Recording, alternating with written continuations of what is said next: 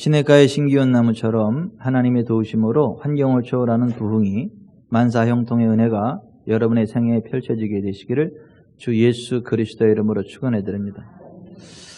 작년 연말에 중국 우한에서 코로나 바이러스가 발현했고 전 세계로 퍼져가면서 전 세계 여러 가지 위기 의식을 갖게 되고 여러 가지 생활의 제약사항들이 생겨나게 됐는데요.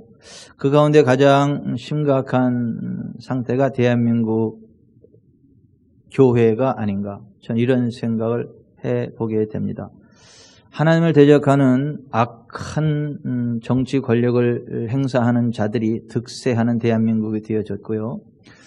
교회 아닌 다른 정말 우리가 조심해야 될 그러한 이태원 사건이나 그런 데에 대해서는 묵묵부답 아무 얘기도 하지 않고 오히려 확진자가 들어와서 앉아 있어도 철저한 방역으로 인해서 더 이상 퍼지지 않고 9,000명, 몇만 명이 돼도 확진자가 돼서 확산되지 않는 안전한 곳이 교회임에도 불구하고 마치 교회가 코로나 바이러스의 진원지인 것처럼 확산지인 것처럼 오도하고 오보하는 대한민국의 매스미디어에 심각한 유감을 표하고 저는 하나님께서 그러한 자들을 친히 간섭해 줄 것을 예수 이름으로 요청합니다. 모든 거짓된 것들이 드러나고 하나님을 대적하는 자들을 하나님께서 친히 간섭해 주셔서 모든 거짓을 그대로 실토하게 되고 모든 진실이 드러나서 대한민국의 진실이 통하는 복된 나라가 되기를 바랍니다. 또 교회들이 기억해야 될 것은 여호와 하나님을 자기 하나님으로 삼고 피난처로 삼고 여호와의 날개 그늘 아래 거할 때에 어떠한 전염병으로부터도 지켜주시는 하나님의 특별한 은혜가 있습니다. 하나님의 특별한 보호하심이 있습니다. 제가 군생활하는 동안에 씻지 못하고 계속 훈련을 하다 보니까 배에 피부 곰팡이가 생겼어요. 피부 백선. 그것이 온몸으로 퍼져가면서 약도 없고 굉장히 힘들었고 제가 대중 목욕탕을 가지를 못했어요. 그것이 부끄러워가지고 이제 그랬는데 제가 성경에 있는 하나님의 언약의 말씀을 붙잡고 선포했죠. 하나님은 우리의 모든 병을 치료하시는 분이시고 예수께서 채찍에 맞으실 때 우리의 모든 연약함의 문제가 해결되어졌고 예수님의 피는 우리의 죄를 씻어낼 뿐만 아니라 모든 질병과 저주를 씻어내는 그러한 보혈의 그 정결케 하는 능력이고 또 성령님은 불같이 역사하셔서 우리 가운데 있는 더러운 것들을 태워버리시고 우리를 온전한 하나님의 사람으로 세워가는 능력이 되신다는 것을 성경을 통해서 알게 되어서 제가 아침 저녁으로 샤워할 때마다 물을 뿌릴 때는 예수님의 피를 뿌립니다. 예수님의 피로 모든 피부 곰팡이, 피부 백선이 제거될지어다. 뜨거운 물을 틀어놓고는 성령님의 불로 나를 덮습니다. 성령의 불로 모든 피부 백선 제거되고 사라질지어다. 채찍에 맞으신 예수의 이름으로 내 몸의 모든 염색체 정상으로 회복될지어다. 선포했거든요. 그랬더니 어느 날 마치 얼굴에 점이 있는 사람도 뽀샤시 처리하면 점 없는 사람처럼 깨끗한 사람처럼 사진이 교정되는 거, 보정되는 것처럼 제 이 피부가 보정이 됐어요. 깨끗이 돼서 흔적도 없이 사라지고 이제는 제가 대중목욕탕도 자신 있게 배를 내놓고 가는 그러한 그 사람으로 바뀌어졌어요. 무슨 얘기냐면 이거는 의학적인 얘기가 아니에요. 과학적인 얘기가 아닙니다. 살아계신 하나님의 언약의 말씀 위에 거하는 자들에게만은 초자연적인 하나님의 은혜를 이야기하는 거예요. 하나님의 간섭하심, 하나님의 보호하심, 하나님의 치유를 이야기하는 겁니다. 이게 의학적으로 설명이 안 됩니다. 과학적으로 설명이 안 됩니다. 그러나 하나님은 살아계시고 살아계신 하나님께서 권능으로 역사하실 때 그와 같은 일들이 일어난다는 것입니다. 성경 시편 91편은 이렇게 이야기를 해요. 여호와 하나님을 자기 하나님으로 삼고 여호와를 피난처로 삼고 여호와의 날개 그늘 아래 거하는 자들에게는 어떤 전염병도 지켜주시는 하나님의 특별 은혜가 있다. 어떤 파멸도 어떤 황폐함도 그 집에 그 장막에 가까이 하지 못하는 하나님의 천사들의 어떠한 보호 가운데에 안전한 그러한 특별 은총이 있다라고 이야기를 하고 그런 것이 바로 교회입니다. 그런 의미에서 사실 성경적인 교회는 성경적인 믿음이 있는 교회는 코로나 바이러스와 상관없는 교회예요. 그런 전염병과 상관없는 데입니다. 침투하지도 못할 뿐더러 침투했다 할지라도 한 길로 왔을지라도 일곱 길로 떠나갑니다. 그래서 거기에 굴하지 않습니다. 쓰러지지 않습니다. 오지도 못할 뿐만 아니라 서로 왔다가도 그냥 성령의 능력과 불로 태워지고 자유케 되고 온전케 되어지는 것이 그걸로 죽지 않습니다. 그런 의미에서 교회는 사실 코로나 바이러스를 두려워할 이유도 하나도 없고 우리가 조심해야 될 것은 조심하는 것은 맞지만은 그것 때문에 무슨 두렵고 떨리고 모이는 걸 못 모이고 그것은 성경적으로 맞지 않다. 제가 그 말씀을 드립니다. 그런데 지금 이 세상에 수많은 교회들이 있지만 성경적인 믿음으로 성경적인 건강한 교회로 세워가는 교회는 그렇게 많지 않은 것 같습니다. 여러분, 교회라고 해서 다 똑같은 교회가 아니고 죽은 교회가 있어요. 2000년 전 소아시아의 7교회 가운데 하나가 4대 교회였는데 그 4대 교회를 향하여 예수님이 이렇게 말씀하셨어요. You have the name that are alive. 네가 살았다 하는 이름은 가지고 있다. 그런데 실제 너는 죽었다. You are dead. 너는 죽었다. 그러니까 4대 교회는 살았다 하는 네임, 이름은 가지고 있어요. 근데 실제로는 죽었어요. 여러분, 죽은 사람이 사람인가요? 죽은 사람을 시체라 그러지 사람이라고 하지 않아요. 여러분, 죽은 교회가 교회입니까? 죽은 교회는 교회가 아니에요. 그럼에도 불구하고 세상은 그것을 교회라고 합니다. 그리고 진짜 교회를, 죽은 교회를 빗대어서 죽은 교회를 조롱합니다. 마치 하나님이 안 계신 것처럼, 마치 성경의 진리와 상관이 없는 것처럼, 그리고 성경적인 교회를 이야기하면 그 극단적인 교회인 것처럼 호도하고 공격합니다. 4대 교회는 교회인데 죽은 교회예요. 하나님의 영광이 함께하지 않는 교회입니다. 오늘날 이 시대의 수많은 교회들이 4대 교회와 같은 수준에 있고요. 지금 코로나 바이러스 앞에 그렇게 움츠러드는 모습을 보면서 이건 아니다라는 위기의식을 갖게 됐고요. 그 4대 교회가 죽은 교회지만 그러나 그 4대 교회 가운데도 죽지 아니한 근근히 살아날 가능성이 있는 성도들이 있었기 때문에 하나님께서 4대 교회 목회자에게 이렇게 말씀하셨어요. 우리 주님이 너는 일깨어 그 남은 바 죽게 된 것을 굳건하게 하라. 내 하나님 앞에 내 행위에 온전한 것을 찾지 못하였노니 그러므로 내가 어떻게 받았으며 어떻게 들었는지 생각하고 지켜 회개하라. 만일 일깨지 아니하면 내가 도둑같이 이르리니 어느 때에 내게 이르는지 내가 알지 못하리라. 그러나 4대에 그 옷을 더럽히지 아니한 자 몇 명이 내게 있어 흰 옷을 입고 나와 함께 다니리니 그들은 합당한 자의 연고라. 이기는 자는 이와 같이 흰 옷을 입을 것이요 내가 그 이름을 생명책에서 결코 지우지 아니하고 그 이름을 내 아버지 앞과 그의 천사들 앞에서 시인하리라. 귀 있는 자는 성령의 교회들에게 하시는 말씀을 들을지어다. 4대 교회가 죽은 교회인데 그러나 거기서도 몇 명 살아날 사람들이 있기 때문에 그들만큼이라도 건져내라고 하는 거예요. 그들만큼이라도 사망의 자리에서 건져내서 생명의 자리로 나오라고 하는 거예요. 생명책에서 이름이 지어지지 않게 하라는 거예요. 저는 지금 코로나 바이러스로 인해서 조롱당하는 수많은 죽은 교회들, 죽어가는 교회들, 그 가운데 그러나 아직 희망이 있는 그러한 지체들을 향하여 4대 교회 목회자의 심정으로 외치는 거예요. 살아나라고. 살아나라고. 사망의 자리로부터 생명의 자리로 나아오라고. 생명에서 이름이 지어지지 아니하고 이김으로 같이 하나님 나라 천국 백성 되고 하나님 주신 생명의 길, 거룩의 길, 풍의 길 가자고 외치는 거예요. 여러분, 4대 교회는 이렇게 죽은 교회라 책망을 받았지만 서머나 교회는요 똑같은 상황 가운데서도 믿음으로 이겼어요. 그래서 칭찬을 받았어요. 서머나 교회를 향하여 내가 내 환난과 궁핍을 알거니와 실상은 내가 부요한 자니라 이렇게 칭찬하셨어요.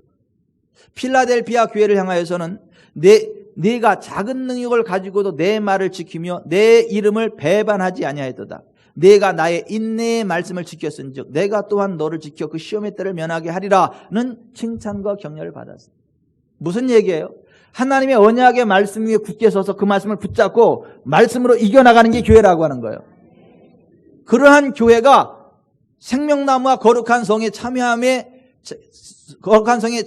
자리에 나아간다라고 하는 거예요. 저는 우리 교회가 그런 교회가 되기를 바랍니다. 하나님은 이 땅에 교회를 세워가는데, 주님은 이 땅에 교회를 세워가는데 그 교회는 이런 곳이다라고 청사진을 제시했어요. 교회의 청사진. 그 교회의 청사진이 광야교회예요. 사도행전 7장 38절에 바라보면 광야교회를 주님이 이 땅에 세워가는, 하나님이 이 땅에 세워가는 교회의 청사진으로 제시했어요. 그 광야교회의 특징 첫 번째가 뭐냐면 유월절 어린 양의 살과 피로 구원받은 교회예요. 유월절 어린 양의 살을 먹을 때 질병이 치료됐어요. 그 피를 발랐을 때에 죽음의 영이 역사하지 못했습니다. 그리고 애굽에 빼앗겼던 재정이 회복이 되어졌어요. 그리고 그들에게 자유가 임했습니다. 족과 꿀르는 가나안 땅을 향하여 출발하는 모든 족쇄, 그들을 사로잡고 있던 모든 질병의 족쇄가 풀어졌고요. 억압의 족쇄가 풀어졌습니다. 재정의 족쇄가 풀어졌어요. 그렇게 6월절 어린 양의 살과 피로 자유케 되어서 하나님 적과 꾸리는 가나안 땅으로 나아가는 그것이 광야교회의 첫 번째 특징이에요. 오늘날 6월절 어린 양이신 예수 그리스도의 살과 피 안에서 우리가 성찬을 하는 의식이 그거예요. 성찬을 하는 의미가 바로 떡과 포도주를 먹는 이유가 그것이고, 우리의 6월절 양 예수 그리스도 안에 치유가 있습니다. 회복이 있습니다. 자유케 됨이 있습니다. 묶였던 족쇄들이 풀어집니다. 질병의 족쇄가 풀어집니다. 가난의 족쇄가 풀어집니다. 모든 억압이 풀어집니다. 풍성한 삶의 현장 유리를 기다리고 있습니다. 이것이 선포되는 교회가 진짜 교회인 거예요. 그 은총 가운데 있는 교회가 진짜 교회인 거예요. 그것이 광야교회의 첫 번째 특징이었다라고 하는 거예요. 두 번째는 살아있는 주의 말씀을 받고 부응하는 교회가 광야교회의 두 번째 특징이에요. 여러분, 교회는요, 의학 상식을 이야기하는 데가 아니에요. 과학 상식을 이야기하는 데가 아니에요. 역사적 논조를 이야기하는 데가 아닙니다. 철학자들의 철학을 이야기하는 데가 아니에요. 살아있는 주의 말씀, 하나님의 말씀이 선포되는 곳이고, 그 말씀을 아멘으로 받고 부응하는 교회, 그게 교회예요. 그것이 광야교회의 두 번째 특징이었다라고 하는 거예요. 세 번째 특징은 예배의 생명을 얻은 교회였다는 거예요. 하나님은 광야로 나와서 거기서 하나님을 예배하라, 제사하라 그랬어요. 하지만 바로는 뭐라 그럽니까? 예배해라. 그런데 광야까지 나아가지 말고 이곳 애굽에서 해라. 오늘날 똑같아요. 예배는 드려라, 집에서 드려라. 교회는 가지 말아라. 똑같은 얘기예요. 근데 광야 교회는 사탄의 그 사악한 꼬임에 넘어가지 않았어요. 그들은요, 모든 유혹을 다 뿌리치고요, 광야로 나아갔습니다. 광야 교회에 나가서 제사 예배 드렸어요. 예배에 목숨을 건 교회가, 예배에 생명을 교회인 교회가 모이는 그 하나님이 말씀하신 그 성소까지 나아가는 교회가 광야교회, 그 광야교회의 세 번째 특징이었어요. 이것이 살아있는 교회, 주님이 원하시는 교회의 특징이어야 한다는 거예요. 그런 교회에는 당연히 기사와 표적이 나타나요. 하나님의 능력이 나타납니다. 그래서 광야교회는 기사와 표적이 상식이었던 거예요. 여러분, 기사와 표적이 없는 교회는 교회가 아니에요. 의학적으로 죽는 사람들 다 죽고, 과학적으로 안 되는 거 다 안 되고, 뭐 정치적으로 나라가 어려우니까 다 어렵고, 그건 교회가 아니라니까요. 흉년이 와도 시냇가에 심은 나무는 씨를 쫓아 열매를 맺고 그 과실이 끊이지 않는 것처럼 환경을 초월하는 부흥이 있는 데가 교회라고요. 하나님의 도우심으로. 여러분, 의학적으로 안 되는 것도 치료되는 기적이 있는 데가 교회라고요. 기사와 표적이 상식으로 통하는 곳, 그곳이 교회예요. 하나님의 영광과 권능이 있기 때문에 그래요. 기사와 표적이 나타나지 않는다? 그건 교회가 아니에요. 그런 교회 있을 필요도 없어요. 그거 교회가 아니랄까요? 우리 지구촌 사랑교회 의학을 초월하는 기적이 없다면, 상식을 초월하는 기적이 없다면, 환경을 초월하는 하나님의 부흥이 없다면 떠나가셔도 돼요. 그게 무슨 교회야, 그게.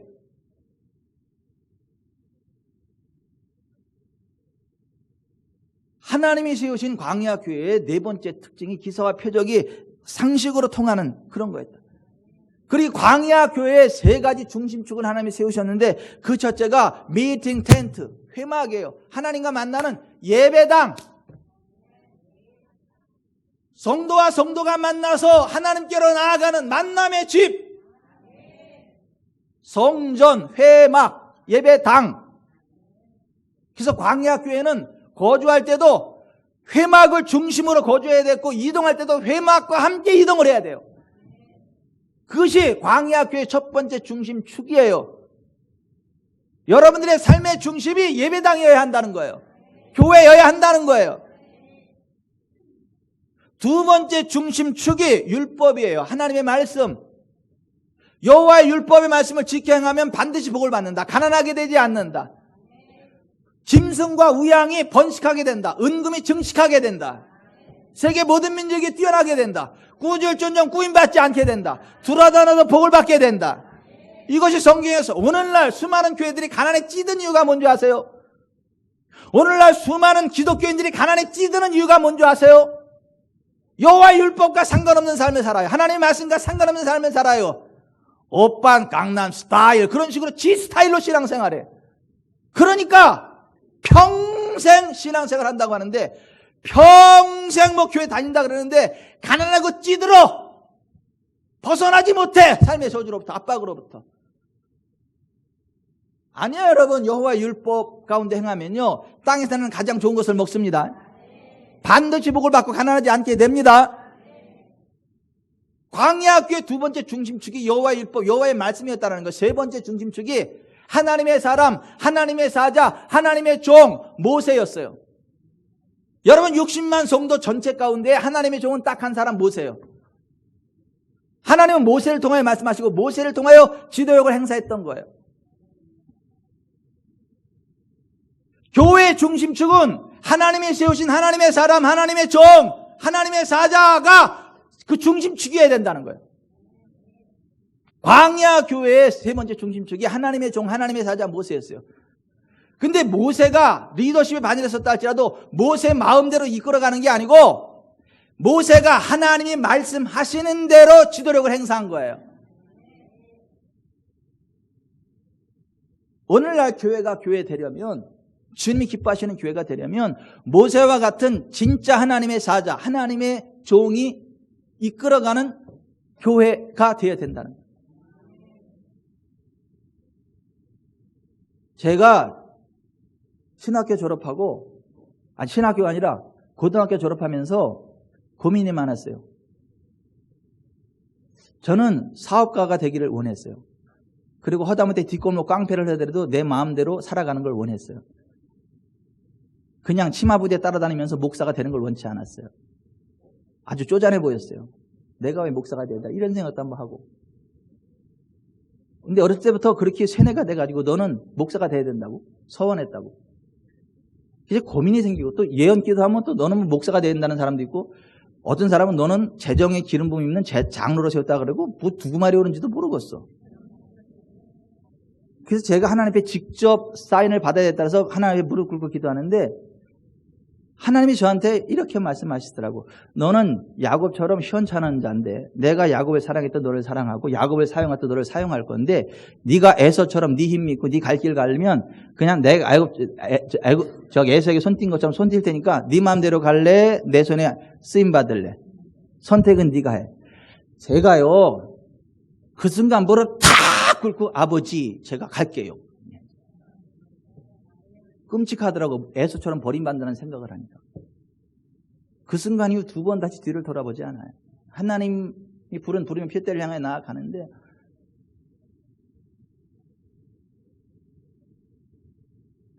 교회의 세 번째 중심축이 뭐냐 하면 하나님이 부르신 하나님의 사자, 하나님의 사람으로서의 목회자가 있어야 돼요. 모세와 같은. 그게 없으면 가짜예요. 여러분, 우리나라에서 제일 빨리 성장하는 교회가 어딘지 아세요? 신천지. 사실은 교회가 아닌데 사람들은 교회라 그러죠. 거기 교주가 이만희요. 이만희는 하나님의 사람이 아니요, 귀신에 사로잡힌 사람입니다. 이단의 영에 사로잡힌 사람이에요. 이만희를 따르는 모든 자들이 다 지옥에 떨어집니다. 그건 교회가 아니에요. 이만희 한 사람이 귀신의 영에 사로잡혀서 그 단체를 이끌으니까 단체 전체가 지옥을 향해 나아가는 거예요.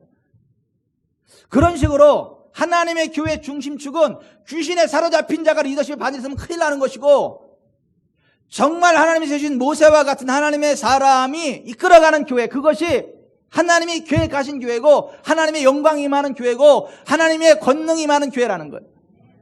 우리 교회가 그렇게 되기를 바랍니다. 여러분들이 적어도 신앙생활 할 때 이거는 해야 돼요. 내가 다니고 있는 교회가 정말 하나님이 세운 하나님의 사자 맞냐? 아니면 사기꾼이냐? 아니면 종교꾼이냐? 아니면 학위를 가지고 하는 종교 기술자냐? 여러분들이 기도해서 하나님께 응답을 받아야 돼요. 여러분들이 다니고 있는 교회의 목사가 종교 기술자라면 빨리 손 털고 가야 돼. 진짜 하나님의 종이 있는 것으로 큰일 나요.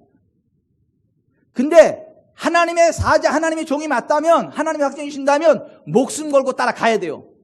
말씀과 함께. 그게 교회고 그게 복을 받는 비결인 거예요.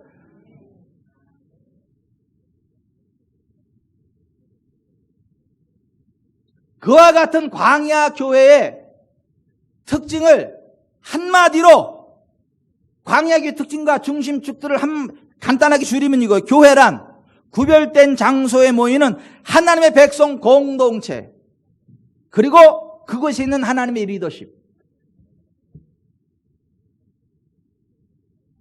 코로나19 사태로 인해서 여러 가지 교회적인 위기 가운데 빠져 있는 것들을 바라보면서 유효한 목사님이 페이스북에 이와 같은 글을 올렸더라고요. 이른바 온라인 교회는 교회가 아니다.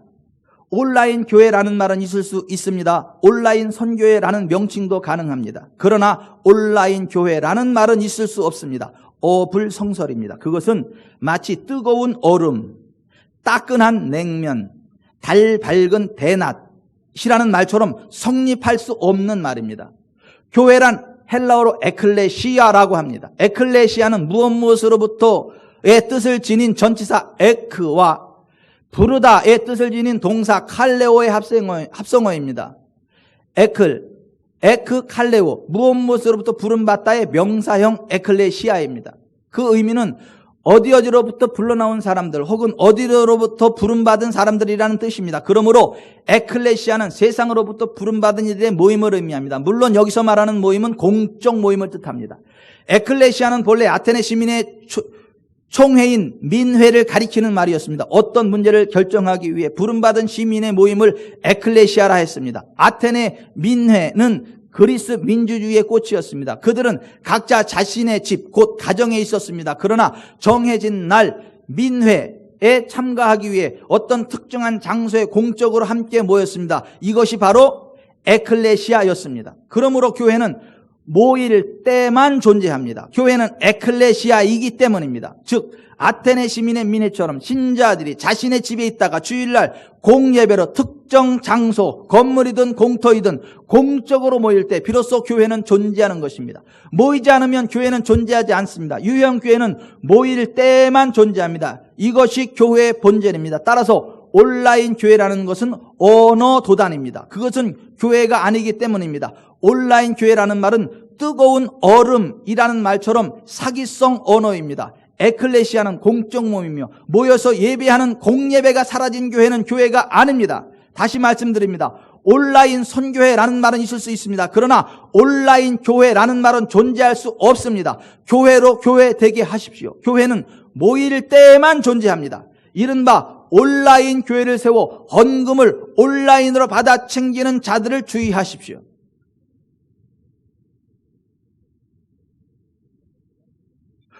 교회의 원뿌리인 광야교회는 이상과 같은 특징과 중심축을 가지고 있었던 거예요.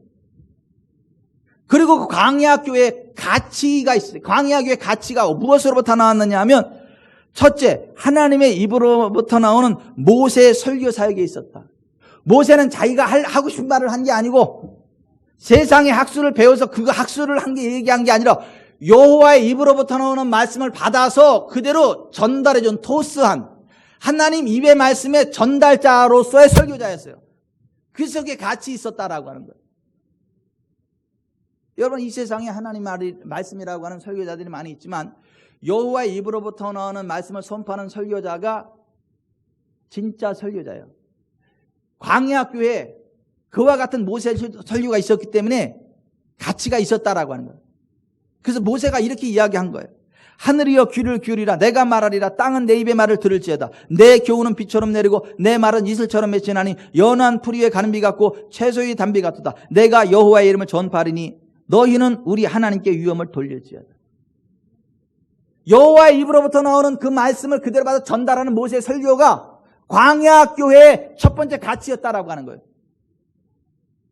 두 번째는 하나님의 택하심과 보호하심이 광야교회에 있었어요. 그 누구도 못 건드려. 하나님의 눈동자와 같은 광야교회, 그 누구도 못 건드려. 건드리면 하나님 그냥 놔두지 않아요. 이것이 광야교회 두 번째 가치. 광야교회 세 번째 가치는 하나님의 인도하심과 공급하심이 있었다라고 하는 거예요. 하나님이 그들의 모든 필요를 채우시고 구름기둥, 불기둥으로 그들을 인도하셨다라고 하는 거예요. 이것이 광야교회의 세 번째 가치. 광야교회의 네 번째 가치는 신주주의. 하나님이 주인 되시는 교회였다는 거예요. 광야교회를 모세가 이끌어갔지만 모세도 하나님의 종이고 하나님의 제가를 받아서 하나님의 뜻대로 광야교회를 이끌어간 것이지 모세의 뜻대로 광야교회를 이끌어갔을 때는 망했어요. 모세도 하나님의 뜻대로 움직이지 않았을 때 버림받았어요. 족과 꿀이는 가나안 땅에 들어가는 데로부터 버림받았어요. 모세도 하나님의 주권에 순복하고 순종했을 때에 쓰임받은 것이고 복을 받은 것이지 이스라엘 백성들의 이야기를 따라갔을 때 버림받았어요. 교회는 민주주의가 아니에요. 신주주의입니다. 하나님이 결정하는 거예요. 교회, 광야교회 주인은 모세가 아니에요. 아론이 아니에요. 이스라엘 백성들은 아니에요. 하나님이에요. 하나님의 뜻대로만 움직여야 되는 거예요. 오늘날 교회 주인은 목사 아니에요. 장로회 아니에요. 권사회 아니에요. 집사회 아니에요. 새가족회 아니에요. 하나님이세요. 지구촌 사랑교회 주인이 누구예요? 하나님이에요. 이병천이 아니에요. 우리 교회 장로님, 권사님 아니라고요. 여호와 하나님이 지구촌 사랑교회 주인이에요. 저도 하나님의 뜻대로 하지 않으면 버림받는 거예요. 저는 그게 두려워요. 혹시라도 내가 하나님의 뜻이 아닌 내 뜻대로 목회하다가 버림받을까 봐.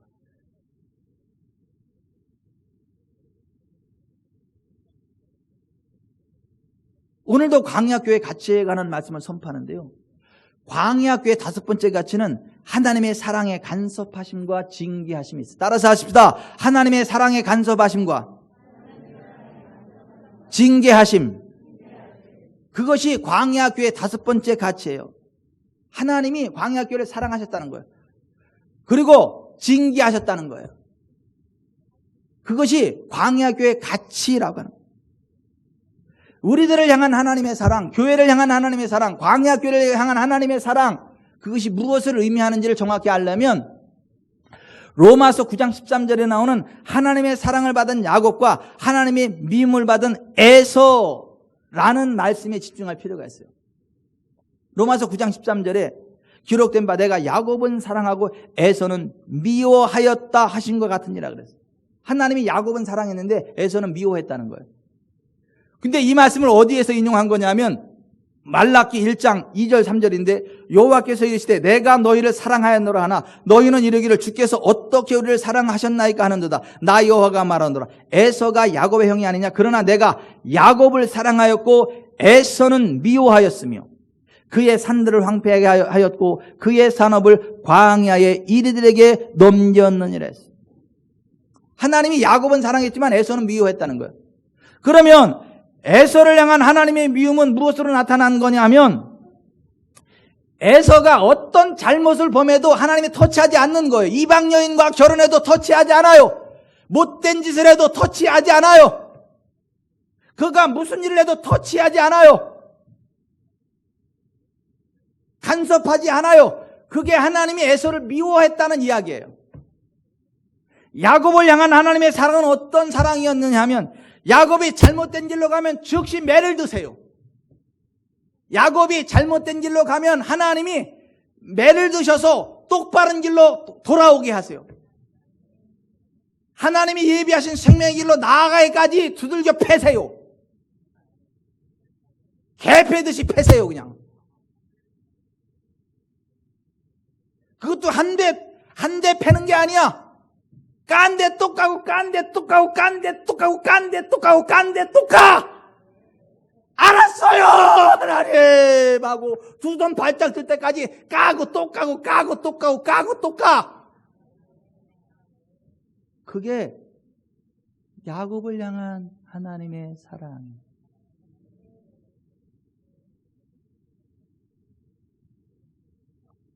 야곱이 한 번 속이고 거짓말했는데 10번 이상 야곱은 속임당하고 당하게 만들어서 사기꾼 외삼촌 라반한테. 야곱은 한 번 속였는데 그게 얼마나 나쁜 거라는 걸 알게 하기 위해서 외삼촌 라반을 통해서 10번 이상 사기당하게 만들어. 이러면 안 되는 거라고는 아주 뼈에 아주 새겨버리셔.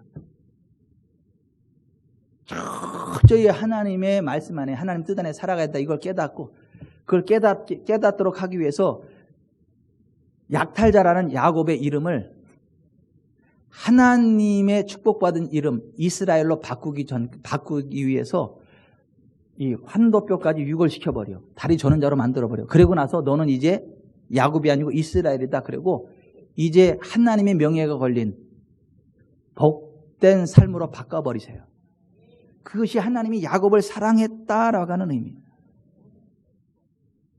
야곱을 이스라엘로 바꾸시고 나서 애굽의 고센으로 옮겨요. 그와 그의 가족들을. 그래서 애굽의 고센에서 본격적으로 복된 삶을 살아가게 하세요. 그래서 창세기 47장 27절 이스라엘 족속이 애굽 고센 땅에 거주하며 거기서 생업을 얻어 생육하고 번성하였더라. 야곱이 애굽 땅에 17년을 거주했으니 그의 나이가 147세라 그랬어요. 근데 야곱이 정말 복된 땅으로 나아가는 그 시점에 애굽의 바로를 만나는데 애굽의 바로 앞에서 자기를 이렇게 소개해요. 야곱이 바로에게 이르되 내가 내 나그네 길의 세월이 130년이니이다. 내 나이가 얼마 못되니 우리 조상의 나그네 길의 연조에 미치지 못하니 험악한 세월을 보내었나이다. 자기의 삶을 그 애굽의 고센 땅으로 옮겨지 진짜 복된 자리로 오기까지 자기의 삶이 험악한 세월이었다. Evil years. 아주 악한 시간들이었다. Unpleasant years. 유쾌하지 않은 세월이었다. 이렇게 소개해. 무슨 얘기냐 하면 아니 그냥 뭐 좀 내 마음대로 해보려고 그러면 하나님이 간섭하셔가지고 밥맛 싹 떨어지게 만들고 그냥 하나님의 말씀대로만 갈 수 있도록 간섭하셔가지고 내가 죄를 한 번 지으면 10배로 두들겨 맞게 해가지고 밥맛이 쑥 떨어지고 2번 다시 그 거짓말할 생각도 못하게 만들고 하나님의 사람답게 살아갈 수밖에 없도록 레프트 라이트 어퍼커트 2단 옆차기 두들겨 패가지고 겁나가지고 그냥 딴 데로 못 가고 이제 그냥 하나님 말씀대로만 갈래요. 그리고 말씀대로 갔더니 재물과 영광과 생명이 보상으로 주어지는 그 자리까지 나아가게 됐다. 여러분 험악한 세월을 보내고 나서 그렇게 되실래요? 그냥 하나님의 말씀대로 처음부터 살면서 그 복된 삶으로 나아가실래요? 다 어디 출장 가셨어? 아니 야곱처럼 레프트 라이트 어퍼커트 2단 옆차기 두들겨 맞고 나서 험악한 세월을 보내고 나서 하나님이시는 재물과 영광과 생명의 길로 나아가실래요?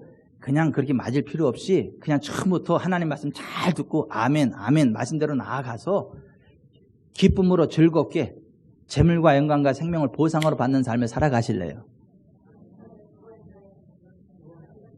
두 번째죠? 저도 두 번째예요. 근데 광야교회는 첫 번째였어. 광야교회는 첫 번째였다고요.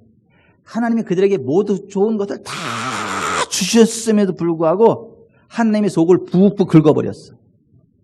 그들은 구원받은 하나님의 자녀답게 살지 않았어요. 하나님 백성답게 살지 않았어요. 하나님이 아닌 우상을 숭배했어요. 귀신 숭배했어요. 하나님을 무시했어요. 그래서 하나님의 마음이 너무 안 좋았어요. 그 모습을 바라보면서 모세가 이렇게 한탄했어요. 신명기 32장 5절 그들이 여호와를 향하여 악을 행하니 하나님의 자녀가 아니요 흠이 없고 삐뚤어진 세대로다. 어리석고 지혜 없는 백성아 여호와께 이같이 보답하느냐. 그는 내 아버지시요 너를 지으신 이가 아니시냐. 그가 너를 만드시고 너를 세우셨도다. 7절부터 14절까지 하나님이 엄청나게 많은 복들을 다 쏟아 부으셨는데 15절 그런데 여수론이 기름짐의 발로 찼도다. 이 여수론이라는 말은 히브리어 예수론, 올바른 자 그런 말이에요. 그런데 여수론이 기름짐의 발로 찼도다. 내가 살찌고 비대하고 윤택함에 자기를 지으신 하나님을 버리고 자기를 구원하신 반석을 업신여겼도다. 그들이 다른 신으로 그의 질투를 일으키며 가증하는 것으로 그의 진노를 격발하였도다.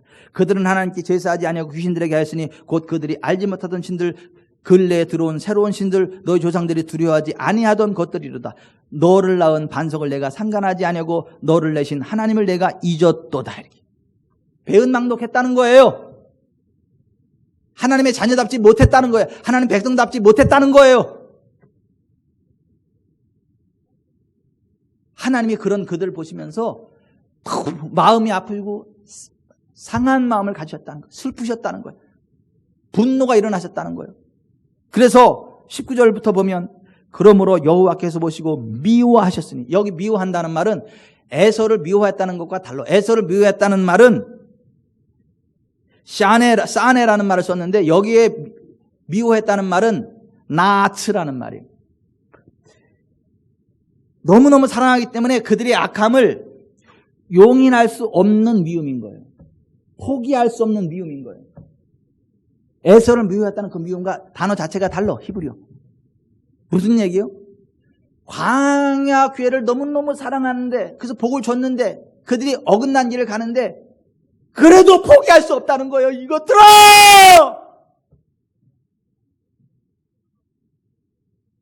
포기할 수 없다는 거예요. 여호와께서 보시고 미워하셨으니 그 자녀가 그를 격노하게 한 까닭이로다. 그가 말씀하시기를 내가 내 얼굴을 그들에게서 숨겨 그들의 종말이 어떠함을 보더니 그들은 심히 패역한 세대여 진실이 없는 자녀이미로다. 그들이 하나님이 아닌 것으로 내 질투를 일으키며 허무한 것으로 내 진노를 일으켰으니 나도 백성이 아닌 자로 그들에게 시기가 나게 하며 어리석은 민족으로 그들의 분노를 일으키리로다. 그러므로 내 분노의 불이 일어나서 수월의 깊은 곳까지 불사르며 땅과 그 소산을 삼키며 산들의 티도 불타게 하는도다. 내가 재앙을 그들 위에 쌓으며 내 화살이 닿을 때까지 그들을 쏘리로다. 그들이 주림으로 쇠약하며 불같은 더위와 독한 질병에 삼켜질 것이라. 내가 들짐승의 이와 티끌에 기는 것에 독을 그들에게 보내리로다. 밖으로는 칼에, 방 안에서는 놀람에 멸망하리니 젊은 남자도 처녀도 백발노인과 함께 젖 녹는 아이까지 그러하리로다. 내가 그들을 흩어서 사람들 사이에서 그들에 대한 기억이 끊어지게 하리라. 자, 여기 좀 보세요.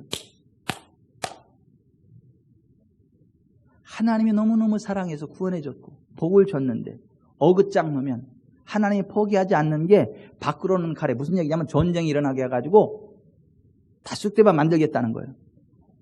방 안에서는 놀라매, 독사의 독, 티끌의 독, 뭐 독한 질병, 들짐승의 이, 티끌에 기는 것의 독, 그런 것들로 다 해가지고 안팎으로 괴로워서 못 살게 만들겠다는 거예요. 밖으로도 공격당해, 안으로도 공격당해, 숨을 데가 없다는 거예요. 그래가지고 아이고 너무 힘들어. 그러니까 똑바로 해, 이거사.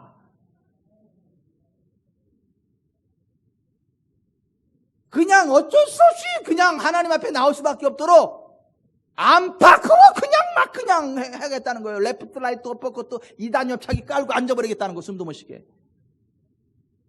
두 손도 다 들고 그냥 하나님의 뜻대로 갈 수밖에 없도록 만들, 광야교회를 그렇게 하셨다는 거예요. 그렇게 하나님의 간섭하심 가운데 들어갈 때 부르는 찬송가가 있어요. 전부여 의지 없어서 손 들고 옵니다. 주 나를 외면하시면 나 어디 가리까. 내 죄를 씻기 위하여 피 흘려 주시니 곧 회개하는 마음으로 주 앞에 옵니다. 전부터 계신 주께서 영 죽을 죄인을 보혈로 구해 주시니 그 사랑 한없네. 나 예수 의지함으로 큰 권능 받아서 주님께 구한 모든 것 늘 얻겠습니다. 내 죄를 씻기 위하여 피 흘려 주시니 곧 회개하는 마음으로 주 앞에 옵니. 이렇게 만드신다는 거예요. 그리고 그렇게 낮아지면 그러게 처음부터 잘하지 왜 그랬어? 그리고 갑절로 복을 주신다는 거야. 매 맞고 갑절로 복을 받으실래요? 그냥 처음부터 그냥 복 받고 하실래요? 갑절이면 매 맞을 그 가치가 충분히 한데, 아니, 갑절 아니요. 한 배여도 쓰고도 남어.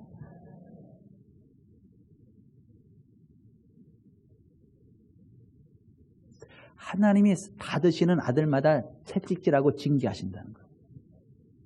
그게 없으면 가짜라고 하는 거예요. 오늘날 교회가 엉뚱한 길로 가는데 하나님의 징계가 없다, 채찍이 없다, 그 가짜 교회라는 거예요. 하나님을 대적하는 악한 일을 하는데도 하나님이 간섭하지 않는다, 그 가짜 목사라는 거예요.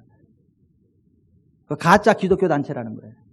대한민국에 그런 데 많습니다. 지금 하나님을 대적하는 악한 일에 앞장서는 교회가 굉장히 많습니다. 하나님을 대적하는 악한 일에 앞장서는 목사라는 자들이 많습니다. 하나님을 대적하는 일에 앞장서는 기독교 단체들이 많습니다. 근데 하나님은요, 간섭하지 않아요. 그냥 놔둬요. 왠지 아세요? 소속이 달라. 하나님 소속이 아니야. 에서처럼 미워하세요. 그냥 냅두세요. 그들의 결국은 지옥이에요. 광야 교회는 하나님이 간섭하셨어요. 두 손 두 발 닫을 때까지. 밖으로는 칼에, 방 안에서는 짐승의 이 벼룩이 와가지고 막 따갑게 하고 티끌에 독이 임하고 막 퉁퉁 붓고 막 독한 막 질병이 오고 그래가지고 정신 못 차리게 만들고 결국 하나님께로 돌이게 만들었다는 거예요. 여러분, 1960, 70년대에 박재란 씨 아세요? 가수? 산 너머 남천에는 누가 살길래, 그 노래 럭키모닝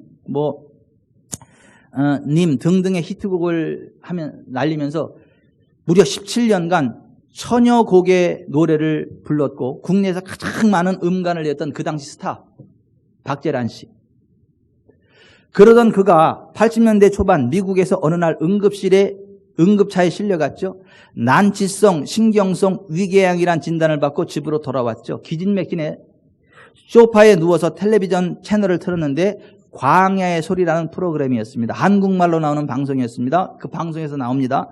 하나님은 세상을 창조하시고 사람 또한 창조하셨다. 하나님께서는 전지전능하시기 때문에 의학적으로 고칠 수 없는 불치병도 고치신다. 그 말씀을 듣는 순간 가슴이 탁 뜨거워지면서 불이 많은 거야. 그래서 막 떼굴떼굴 구르면서 막 눈물 콧물 쏟으면서 막 아버지 막 떼굴떼굴 구르다 보니까 다 나았어. 몸이 가벼워지고 그냥 깨끗해졌어요. 그때부터 그가 전 세계를 누리며 하나님의 은혜를 간증하고 복음을 증거하는 삶을 살아가게 됩니다. 불치의 병으로 죽기 전에 하나님께로 돌이켜 생명의 길로 나아가게 하는 특별한 은혜가 박재란 씨에게 있었다는 거예요. 그게 하나님의 가치예요. 그러니까 똑바로 하세요. 하나님 여러분도 포기하지 않으니까 똑바로 하세요. 레프트 라이트 어퍼커트 2장 옆차기 하고 그러다 보면 깔고 앉을 테니까 똑바로 하세요. 복을 받으세요.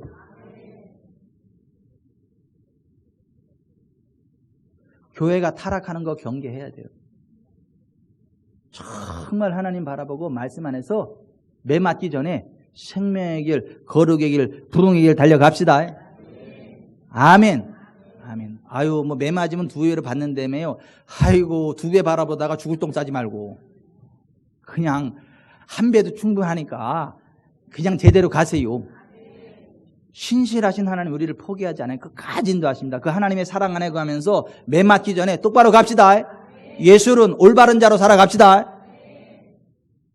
하나님 한 번도 나를 실망시킨 적 없으시고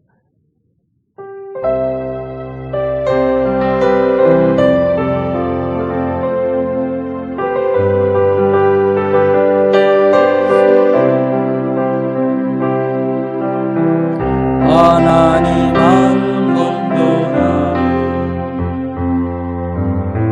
실망시킨 적 없으시고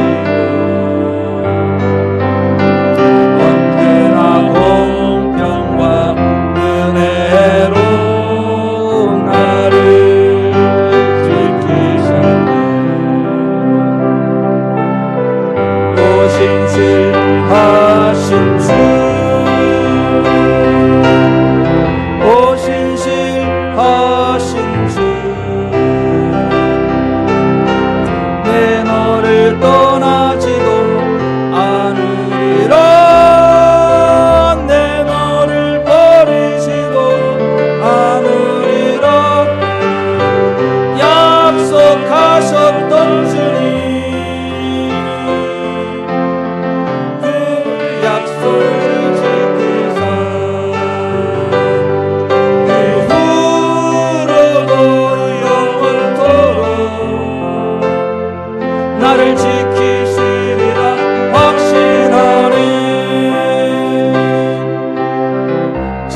지나온 모든 세월들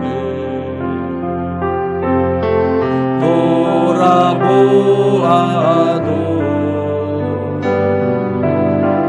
그 어느 것 하나 주의 손길 안 미친 것 전혀 없네. 오신실하신 주, 오신실하신 주, 내 너를 떠나지도 않으리라. 내 너를 버리지도 않으리라. 약속하셨던들이 그 약속을 지키사 이후로도 영원토록 나를 지키시리라 확신하네. 이후로도 영원토록 나를 지키시리라 확신. 이후로도 영원토록 나를 지키시리라 확신하네. 가슴에 손을 얹어보세요. 그리고 눈을 감아보세요. 지금 이 자리에 있는 여러분은 하나님이 택하신 분들이에요. 하나님이 주실 복이 차고도 넘치는 사람들이에요. 근데 삐딱선 타면 하나님이 레프트 라이트 어퍼커트 2단 옆차기 깔고 앉아버려. 두 손 두 발 다 들 때까지. 복된 자리로 나오기까지 하나님 짓눌러버려요. 그리고 돌이키고 하나님의 뜻대로 가면 하나님이 다시 회복시키세요. 하나님이 부흥을 주세요. 환경을 초월하는 부흥을 주신다고요. 목사도 마찬가지, 사업가도 마찬가지. 그렇게 안 하면 교회도 어려워요. 사업도 어려워요. 근데 하나님의 사랑을 알고 말씀 안에서 예술은 올바른 자로 올바른 길을 걸어가면 하나님 복을 주세요. 교회 안 어려워요. 사업 안 어려워요. 하나님이 도와주셔서. 우리 교회 안 어려워. 무슨 뭐 교회마다 재정이 뭐 요새 힘들다 그러는데 우리 교회는 재정이 남아.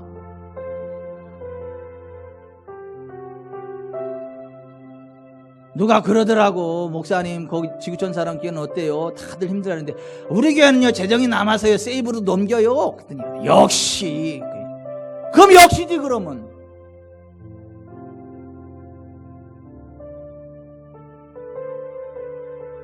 우리 교회 성도들은요 지금 이 시대에 진급해요. 정직원이 되고 진급하게 되고요. 사업의 아이템이 열리고요. 일거리가 차고 넘쳐서요 옆으로 나눠주고요. 나눠주는 값도 챙기고요. 그게 지구촌 사람교회 성도 믿음으로 사는 사람들의 기업이요 그게.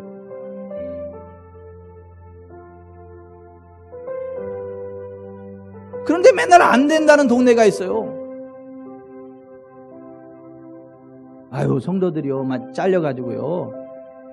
아유 성도들이요 뭐 봉급이 삭감돼가지고요. 뭐 이런 얘기를 들어. 이게 무슨. 제가 이제 그런 분 앞에 있으면 할 말 없어 입을 딱 다물고 말아요. 우리 교회 얘기하면 저 새끼도 잘난 체 한다 그럴까봐. 그래 이 새끼야 너 잘났다 이 새끼야. 그런 얘기 나올 것 같아가지고.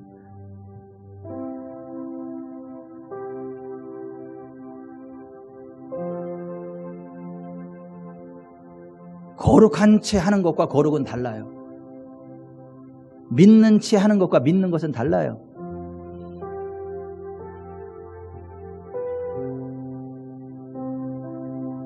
뭐 지금 뭐 어렵다고요? 어렵죠. 하나님 밖은. 애굽은 어렵지. 고센은 안 어려워요.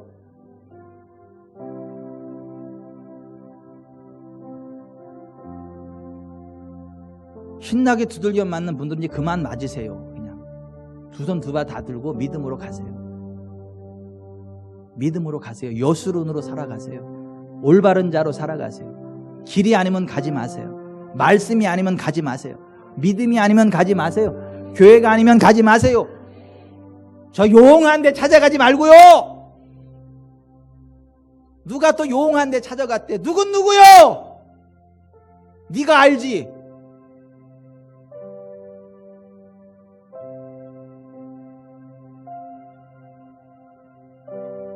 복채 들고 용한 데 찾아가지 말고 교회 와서 기도해요. 하나님은 복채도 요구 안 해. 그냥 은혜 주셔.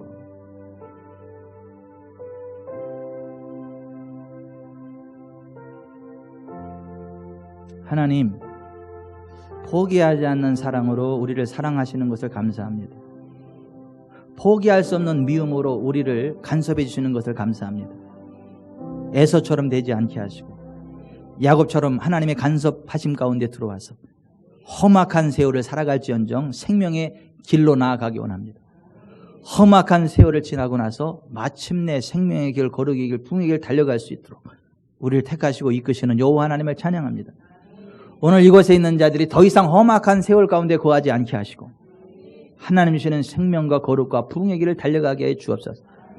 내가 나사렛 예수의 이름으로 명한다. 험악한 세월 끝! 유쾌한 세월이 시작될지어다. 복된 세월이 시작될지어다.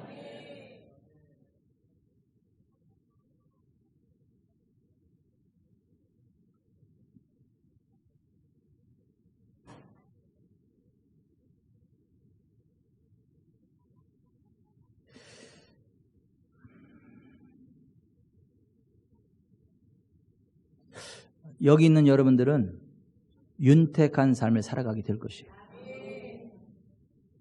그러나 하나님과 어긋장난 길을 가지 마세요.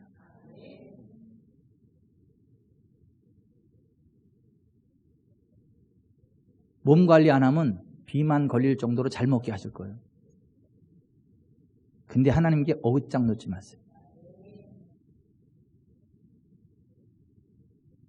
사업 하나님 뜻대로 하세요. 잘 됩니다. 전무한 부흥이 있습니다. 내가 나사렛 예수 그리스도의 이름으로 명한다. 가난의 멍에 꺾일지어다. 질병의 멍에 꺾일지어다. 원수마귀 사단의 권세에 끼어질지어다. 예수의 이름으로 하늘의 아이템을 갖게 될지어다. 예수의 이름으로 손끝에 재능을 갖게 될지어다. 예수 이름으로 재정의 기름 부음이 흘러가게 될지어다. 예수 이름으로 시냇가의 시민나무처럼 하는 모든 일들이 형통하게 될지어다. 하나님 큰 영광 받으시옵소서. 우리 주님 예수 그리스도의 이름으로 축복하며 기도하옵나이다. 아멘. 주여.